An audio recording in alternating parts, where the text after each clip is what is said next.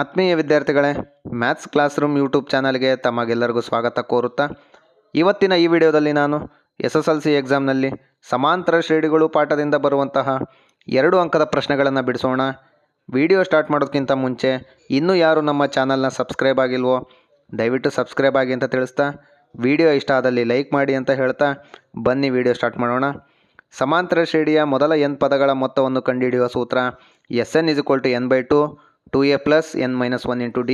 ಇದು ಸಮಾಂತರ ಶ್ರೇಣಿಯ n ಪದಗಳ ಮೊತ್ತವನ್ನು ಕಂಡುಹಿಡಿಯುವ ಸೂತ್ರ ಆಗಿರುತ್ತೆ. ಇನ್ನು ಪ್ರಶ್ನೆ ಪತ್ರಿಕೆಯಲ್ಲಿ ಈ ರೀತಿ ಲೆಕ್ಕವನ್ನು ಹೇಗೆ ಗುರುತಿಸೋದು ಅಂದರೆ, ಪ್ರಶ್ನೆಯಲ್ಲಿ ಮೊತ್ತ ಅನ್ನುವ ಪದ ಬಂದಿದ್ದರೆ ಅದು Sn ಸೂತ್ರದ ಮೇಲಿನ ಲೆಕ್ಕ ಆಗಿರುತ್ತೆ. ಹಾಗಾಗಿ ಯಾವುದೇ ರೀತಿ ಕನ್ಫ್ಯೂಸ್ ಆಗ್ದೇ ಮೊತ್ತ ಅನ್ನುವ ಪದ ಏನಾದರೂ ಬಂದಿದ್ದರೆ ಅದು ನೀವು Sn ಸೂತ್ರದ ಮೇಲಿನ ಲೆಕ್ಕ ಅಂತ ತಿಳಿದುಕೊಳ್ಳ್ರಿ. 2 ಅಂಕಗಳನ್ನು ನಿಮ್ಮದಾಗಿಸ್ಕೊಳ್ರಿ ಅಂತ ಹೇಳ್ತಾ, ಮೊದಲ ಪ್ರಶ್ನೆ 1, 4, 7, 10 ಇದು ಸಮಾಂತರ ಶ್ರೇಣಿಯಲ್ಲಿದೆ. ಈ ಸಮಾಂತರ ಶ್ರೇಣಿಯ 20 ಪದಗಳ ಮೊತ್ತ ಕಂಡುಹಿಡಿಯಿರಿ ಅಂತ ಹೇಳಿದರೆ, ಮೊದಲ ಪದ 1, ಸಾಮಾನ್ಯ ವ್ಯತ್ಯಾಸ D 3. 20 ಪದಗಳ ಮೊತ್ತ ಕಂಡುಹಿಡಿಯಿರಿ ಅಂದಾಗ S20 ಕಂಡುಹಿಡಿಬೇಕು. n ಬೆಲೆ 20 ಆಗುತ್ತೆ. ಸೂತ್ರ ಹಾಕಿಕೊಂಡಾಗ S20 = 20/2 2 × 1 20 - 1 × 3 ಆಗುತ್ತೆ. 20ನ 2ರಿಂದ ಭಾಗಿಸಿದಾಗ 10 ಆಗುತ್ತೆ. 2 1 2 19 × 3 ಆಗುತ್ತೆ. 19 3 57. 57ಕ್ಕೆ 2 ಸೇರಿಸಿದರೆ 59 ಆಗುತ್ತೆ. 59ಕ್ಕೆ 10ರಿಂದ ಗುಣಿಸಿದಾಗ 590 ಆಗುತ್ತೆ. ಹಾಗಾಗಿ ಈ ಸಮಾಂತರ ಶ್ರೇಣಿಯ 20 ಪದಗಳ ಮೊತ್ತ 590 ಆಗಿರುತ್ತೆ. ಎರಡನೇ ಲೆಕ್ಕ, ಸಮಾಂತರ ಶ್ರೇಣಿ. ಈ ಒಂದು ಕೊಟ್ಟಿರುವ ಸಮಾಂತರ ಶ್ರೇಣಿಯಲ್ಲಿ 3, 7, 15 ಇದು ಸಮಾಂತರ ಶ್ರೇಣಿಯಲ್ಲಿದೆ. ಈ ಸಮಾಂತರ ಶ್ರೇಣಿಯ 12 ಪದಗಳ ಮೊತ್ತ ಕಂಡುಹಿಡಿಯಿರಿ ಅಂತ ಹೇಳಿದ್ದಾರೆ. 3, 7, 11, 15 ಈ ಸಮಾಂತರ ಶ್ರೇಣಿಯ 12 ಪದಗಳ ಮೊತ್ತ ಕಂಡುಹಿಡಿಯಿರಿ.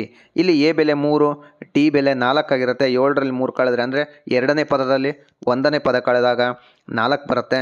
12ನೇ ಪದ ಮೊತ್ತ ಕಂಡುಹಿಡಿಯಿರಿ ಅಂದಾಗ S12 ಕಂಡುಹಿಡಿಬೇಕು. n ಬೆಲೆ 12 ಆಗುತ್ತೆ. ಹೇಗೇನು ಮತ್ತೆ ಸೂತ್ರವನ್ನು ಹಾಕಿಕೊಂಡಾಗ Sn ಅಂದರೆ n ಇರೋ ಜಾಗದಲ್ಲೆಲ್ಲ 12 ಬರ್ಕೊಳ್ರಿ. ಎ ಇರೋ ಜಾಗದಲ್ಲಿ 3, n ಇರೋ ಜಾಗದಲ್ಲಿ 12, ಡಿ ಇರೋ ಜಾಗದಲ್ಲಿ 4 ಆದೇಶ ಮಾಡಿದಾಗ 12/2 ಬ್ರಾಕೆಟ್ 2 × 3 12 - 1 × 4 ಆಗುತ್ತೆ. 12ನ 2ರಿಂದ ಭಾಗಿಸಿದಾಗ 6 ಬರುತ್ತೆ. 2 3 6 ಪ್ಲಸ್ 12ರಲ್ಲಿ 1 ಕಳೆದ್ರೆ 11. 11 × 4 44 ಆಗುತ್ತೆ. 44ನ 6 ಜೊತೆಗೆ ಸಂಕಲನ ಮಾಡಿದಾಗ 50 ಬರುತ್ತೆ. 50ನ 6 ಜೊತೆ ಗುಣಿಸಿದಾಗ ಗುಣಲಬ್ಧ 300 ಬರುತ್ತೆ. ಈ ಒಂದು ಸಮಾಂತರ ಶ್ರೇಣಿಯ 12 ಪದಗಳ ಮೊತ್ತವು 300 ಆಗಿರುತ್ತೆ. ಮೂರನೇ ಪ್ರಶ್ನೆ 8, 3, 18 ಇದು ಸಮಾಂತರ ಶ್ರೇಣಿಯಲ್ಲಿದೆ. ಈ ಸಮಾಂತರ ಶ್ರೇಣಿಯ 20 ಪದಗಳ ಮೊತ್ತ ಕಂಡುಹಿಡಿಯಿರಿ ಅಂತ ಹೇಳಿದ್ದಾರೆ.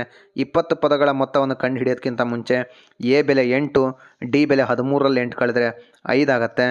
n ಬೆಲೆ 20, ಯಾಕಂದರೆ 20 ಪದಗಳ ಮೊತ್ತ ಕೇಳಿದರೆ S20 ಕಂಡುಹಿಡಿಬೇಕು. n ಬೆಲೆ 20 ಆಗುತ್ತೆ. ಮತ್ತೆ ಸೂತ್ರವನ್ನು ಬರೆದುಕೊಂಡಾಗ n ಇರೋ ಜಾಗದಲ್ಲಿ 20 ಬರ್ಕೊಳ್ತೀನಿ, ಎ ಇರೋ ಜಾಗದಲ್ಲಿ 8 ಬರ್ಕೊಳ್ತೀನಿ. ಅಗೇನ್ n ಇರೋ ಜಾಗದಲ್ಲಿ 20, ಡಿ ಇರೋ ಜಾಗದಲ್ಲಿ 5 ಬರೆದುಕೊಂಡಾಗ 20ನ 2ರಿಂದ ಭಾಗಿಸಿದಾಗ 10 ಬರುತ್ತೆ. 2 8 16 ಪ್ಲಸ್ 20ರಲ್ಲಿ 1 ಕಳೆದ್ರೆ 19 × 5. S20 = 10 ಹಾಗೆ ಇರಲಿ, 16 ಹಾಗೆ ಇರಲಿ. 19 95 ಆಗುತ್ತೆ. 95ರ ಜೊತೆಗೆ 16ನ ಕೂಡಿದಾಗ 111 ಬರುತ್ತೆ. 111ನ 10ರಿಂದ ಗುಣಿಸಿದಾಗ 1110 ಆಗುತ್ತೆ. ಈ ಶ್ರೇಣಿಯ 20 ಪದಗಳ ಮೊತ್ತವು 1110 ಆಗುತ್ತೆ. ಇದಿಷ್ಟು ಮೂರನೇ ಪ್ರಶ್ನೆ ಆಗಿರುತ್ತೆ.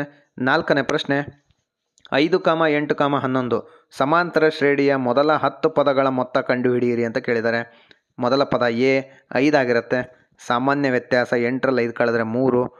n ಪದಗಳ ಮೊತ್ತ ಅಂದರೆ 10 ಪದಗಳ ಮೊತ್ತ n ಬೆಲೆ 10. S10 ಕಂಡು ಹಿಡ್ಕೊಳ್ಳೋಣ.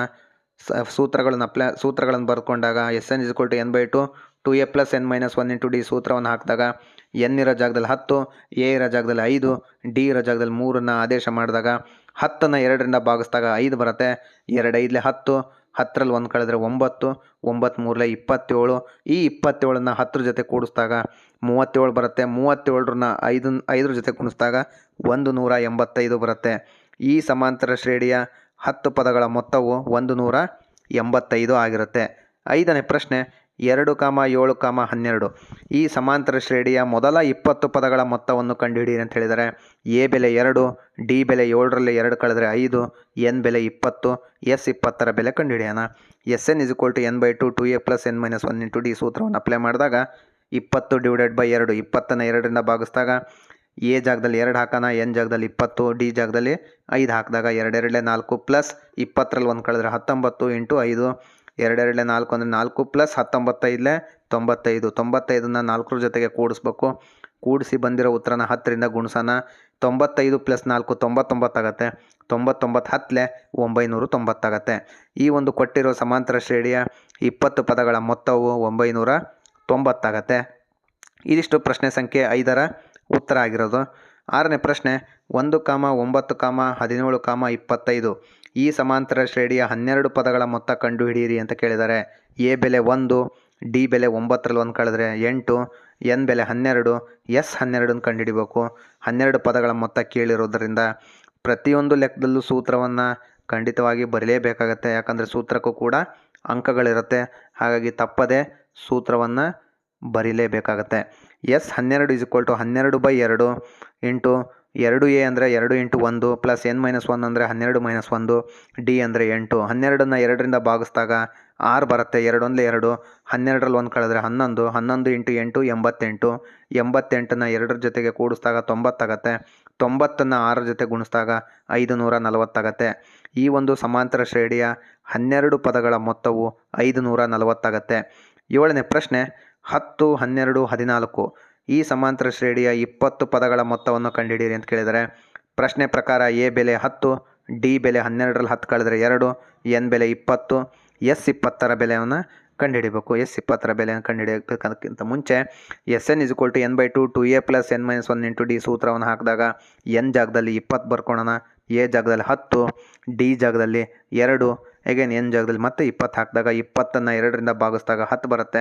2ನ್ನು 10ರಿಂದ ಗುಣಿಸಿದಾಗ 2 10 20 20ರಲ್ಲಿ 1 ಕಳೆದ್ರೆ 19 × 2 19 2 38 ಆಗುತ್ತೆ. ಈ 38ನ್ನು 20ರ ಜೊತೆಗೆ ಕೂಡಬೇಕಾಗತ್ತೆ. 58 ಬರುತ್ತೆ. 58ನ್ನು 10ರ ಜೊತೆ ಗುಣಿಸಿದಾಗ 580 ಆಗುತ್ತೆ. ಈ ಸಮಾಂತರ ಶ್ರೇಣಿಯ 20 ಪದಗಳ ಮೊತ್ತವು 580 ಆಗುತ್ತೆ. ಮುಂದಿನ ಪ್ರಶ್ನೆ 5, 10, 15 ಸಮಾಂತರ ಶ್ರೇಣಿಯ 20 ಪದಗಳ ಈ ಪ್ರಶ್ನೆ ತಪ್ಪಾಗಿದೆ. 20 ಪದಗಳ ಮೊತ್ತವನ್ನು ಕಂಡುಹಿಡಿಯಿರಿ ಅಂತ ಬರ್ಕೊಳ್ರಿ. 20ನೇ ಪದ ಬೇಡ, ಯಾಕಂದರೆ 20ನೇ ಪದ ಅಂದರೆ ಸೂತ್ರ ಬೇರೆ ಆಗುತ್ತೆ. ಕೊಟ್ಟಿರುವ ಸಮಾಂತರ ಶ್ರೇಣಿಯ 20 ಪದಗಳ ಮೊತ್ತವನ್ನು ಕಂಡುಹಿಡಿಯೋಣ. ಎ ಬೆಲೆ 5, ಡಿ ಬೆಲೆ 10ರಲ್ಲಿ 5 ಕಳೆದ್ರೆ 5, 20 ಪದಗಳ ಮೊತ್ತ ಅಂದರೆ ಎಸ್ 20ನ್ನು ಕಂಡುಹಿಡಿಬೇಕು. ಎನ್ ಬೆಲೆ 20. ಮತ್ತೆ ಸೂತ್ರವನ್ನು ಬರ್ಕೊಂಡಾಗ 20/2 ಎ ಜಾಗಕ್ಕೆ 5 ಹಾಕೋಣ, ಎನ್ ಜಾಗಕ್ಕೆ 20, ಈ ಡಿ ಜಾಗದಲ್ಲಿ 5ನ್ನು ಹಾಕಿದಾಗ 2 5 10 20ರಲ್ಲಿ 1 ಕಳೆದ್ರೆ 19 19ನ್ನು 5ರ ಜೊತೆಗೆ ಗುಣಿಸಿದಾಗ 95 ಆಗುತ್ತೆ. ಈ 95ನ್ನು 10ರ ಜೊತೆ ಕೂಡಿಸಿದಾಗ 105 ಆಗುತ್ತೆ. ಈ 105ನ್ನು 10ರ ಜೊತೆಗೆ ಗುಣಿಸಿದಾಗ 1050 ಆಗುತ್ತೆ. ಈ ಶ್ರೇಣಿಯ 20 ಪದಗಳ ಮೊತ್ತವು 1050 ಆಗುತ್ತೆ. ಇದಿಷ್ಟು ಮಾದರಿ ಸಮಸ್ಯೆಗಳು. ಕೆಲವೊಂದು ಸಮಸ್ಯೆಗಳನ್ನು ನೀವು ಮನೇಲಿ ಬಿಡಿಸ್ಬೋದು. ಬಿಡಿಸಿ ನಿಮ್ಮ ಶಿಕ್ಷಕರಿಗೆ ತೋರಿಸ್ರಿ ಅಂತ ಹೇಳ್ತಾ ಇವುಗಳನ್ನು ಪ್ರಯತ್ನಿಸಿ. ಸುಲಭವಾಗಿ ನೀವು ಎಲ್ಲ ವಿದ್ಯಾರ್ಥಿಗಳು 2 ಅಂಕಗಳನ್ನು ಗಳಿಸ್ಬೋದು ಅಂತ ಹೇಳ್ತಾ ಈ ಸಮಸ್ಯೆಗಳನ್ನು ನೀವು ಮನೆಯಲ್ಲಿ ಬಿಡಿಸ್ರಿ. 3, 7, 11 ಸಮಾಂತರ ಶ್ರೇಣಿಯ 10 ಪದಗಳ ಮೊತ್ತ ಕಂಡುಹಿಡಿಯಿರಿ. ಇದಕ್ಕೆ ಉತ್ತರ 210 ಬರುತ್ತೆ. 2ನೇ ಪ್ರಶ್ನೆ 5, 9, 13 ಸಮಾಂತರ ಶ್ರೇಣಿಯ 20 ಪದಗಳ ಮೊತ್ತ ಎಷ್ಟು ಅಂತ ಕೇಳಿದರೆ ಉತ್ತರ 860 ಆಗುತ್ತೆ. ನಾನು ಡೈರೆಕ್ಟಾಗಿ ಉತ್ತರ ಕೊಟ್ಟಿದ್ದೀನಿ. ನೀವು ಡೀಟೇಲಾಗಿ ಬರೆದು ನಿಮ್ಮ ಶಿಕ್ಷಕರಿಗೆ ತೋರಿಸಿ ಉತ್ತರ ಸರಿನೋ ತಪ್ಪನೋ ನೀವೇ ಮಾಡಿರಿ, ಚೆಕ್ ಮಾಡಿರಿ. ಸುಲಭವಾಗಿ 2 ಅಂಕ ತೆಗೆದುಕೊಳ್ಳ್ರಿ. 3ನೇ ಪ್ರಶ್ನೆ 2, 7, 12 ಸಮಾಂತರ ಶ್ರೇಣಿಯ 10 ಪದಗಳ ಮೊತ್ತ ಕಂಡುಹಿಡಿಯಿರಿ ಅಂತ ಹೇಳಿದ್ದಾರೆ. ಇದಕ್ಕೆ ಉತ್ತರ 245 ಆಗುತ್ತೆ. 4ನೇ ಪ್ರಶ್ನೆ 5, 10, 15 ಸಮಾಂತರ ಶ್ರೇಣಿಯ 20 ಪದಗಳ ಮೊತ್ತ ಕಂಡುಹಿಡಿಯಿರಿ ಅಂತ ಹೇಳಿದ್ದಾರೆ. ಇದಕ್ಕೆ ಸರಿಯಾದ ಉತ್ತರ 275 ಆಗುತ್ತೆ. 5ನೇ ಪ್ರಶ್ನೆ 6, 10, 14 ಸಮಾಂತರ ಶ್ರೇಣಿಯ 20 ಪದಗಳ ಮೊತ್ತ ಕಂಡುಹಿಡಿಯಿರಿ ಅಂತ ಹೇಳಿದ್ದಾರೆ. ಇದಕ್ಕೆ ಸರಿಯಾದ ಉತ್ತರ 880. ಇದಿಷ್ಟು ಸಮಾಂತರ ಶ್ರೇಣಿಯ n ಪದಗಳ ಮೊತ್ತವನ್ನು ಕಂಡುಹಿಡಿಯುವ ಸೂತ್ರದ ಮೇಲಿನ ಲೆಕ್ಕಗಳಾಗಿರೋದರಿಂದ ಸರಿಸುಮಾರು 10ಕ್ಕೂ ಹೆಚ್ಚು ಲೆಕ್ಕಗಳನ್ನು ಇಲ್ಲಿ ಬಿಡಿಸ್ದಂಗಾಗಿದೆ. ಇವುಗಳನ್ನು ನೀವು ಮನೆಯಲ್ಲಿ ಅಭ್ಯಾಸ ಮಾಡಿದರೆ ಯಾವುದೇ ಕಾರಣಕ್ಕೂ 2 ಅಂಕಗಳನ್ನು ಕಳೆದುಕೊಳ್ಳುವ ಅವಕಾಶ ಇರೋದಿಲ್ಲ. 2 ಅಂಕಗಳನ್ನು ನೀವು ಸುಲಭವಾಗಿ ತೆಗಿಬೋದು ಅಂತ ಹೇಳ್ತಾ ಈ ವಿಡಿಯೋನ ಇಲ್ಲಿಗೆ ಮುಗಿಸ್ತಾ ಇದ್ದೇನೆ. ಎಲ್ಲರಿಗೂ ಧನ್ಯವಾದಗಳು.